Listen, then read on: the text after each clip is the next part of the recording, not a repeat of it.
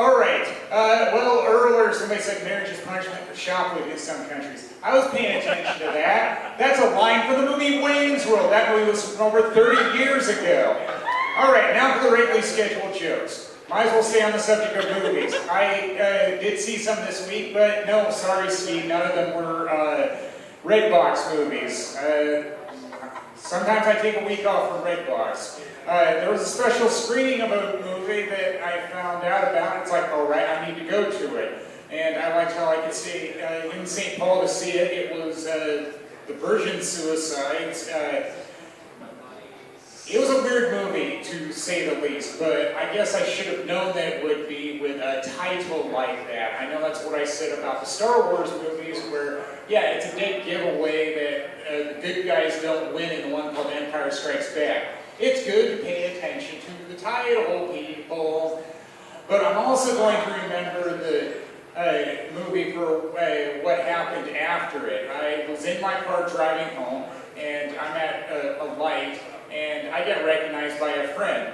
And I was stunned by that. I was trying to say, yeah, I just got out of a movie. And I didn't put my window down, so he probably thought I looked like an idiot. So then I got home and I said, hey, was that you in the vintage Cadillac? He said, yeah, it was. It's like, oh, okay.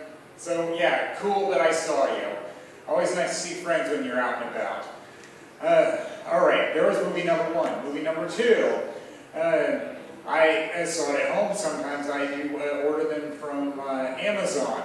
And if Dylan is still here, he might be impressed with the one that I saw. It was the one called Walk Hard, the Dewey Cox Story, a mockumentary of musician biopics.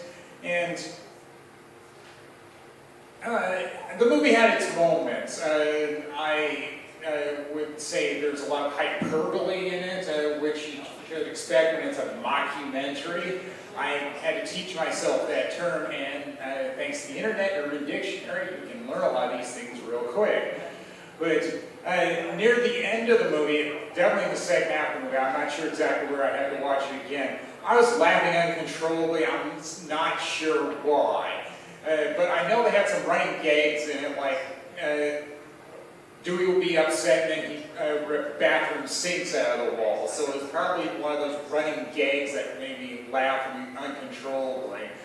It's like when I hear a certain word that sounds funny to me that isn't funny, like gouge. I don't know why that word is funny to me. It's just hard to explain. Just like why the movie was funny to me. It just is, I guess. Well, I'm known as the bank employee, so that means it's time for tales from the bank, like tales from the crypt. It seems like it's never a dull moment when I'm at the bank, especially with what I do, where I print checks for everyone and everywhere, it seems like, and sometimes I set them aside for a courier pickup in a lockbox for our tax specialist. I've met only once in 3 years, and I found out that it was a game changer this past week, for lack of a better term, where he tells me that the courier just abruptly stopped their service, went out of business, whatever. And then he asked me, can you overnight checks? It's like, yeah, but I think I prefer putting in a lockbox. So I'm still waiting to hear from this team when that's happening. But I do say it's circumstances beyond my control, and that one definitely is. But I'm sure that my boss would like it going back to courier pickup as well, because we have to think of cost centers, and the overnight labels I do go back to our cost center probably, and why should we have to pay for those things when somebody else should be? I don't know, but I don't pay that bill myself. I don't see it at all. And then the other notable thing this week was we had a pizza party because we reorganized and we lost a few people to another department. And who doesn't like pizza, especially when it's paid for by the company? But near the end of the event, somebody said, are you going to have more? And it's like, no, because I've already had three slices of pizza and 2 cupcakes. Somebody brought cupcakes too. Nice. Yeah, I think that's pretty much having your fill when you've had that much at a luncheon. I think that's usually why I just have soup instead of ordering from a sit-down restaurant because I don't want to feel tired after lunch. Yeah, there's word. Well, yeah, you have to eat to live, and sometimes that means I have to go to the grocery store, and it was just plain weird when I was at Hy-Vee this weekend for my weekly visit, where I was in the frozen section, and somebody said to me, "Sir," it's like, oh no, I don't hear that very often. What am I doing wrong? She wanted me to get something for her off the shelf in that section.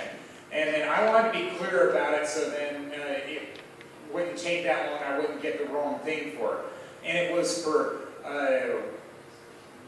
liquid egg substitute or something like that. It looked like a quart carton like when I get eggnog around the holidays.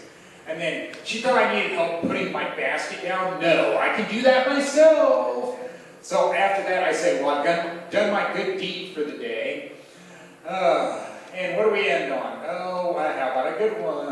And if I can think of it, and if I can't, then I'll just leave it at that because, well, that's pretty good at this point.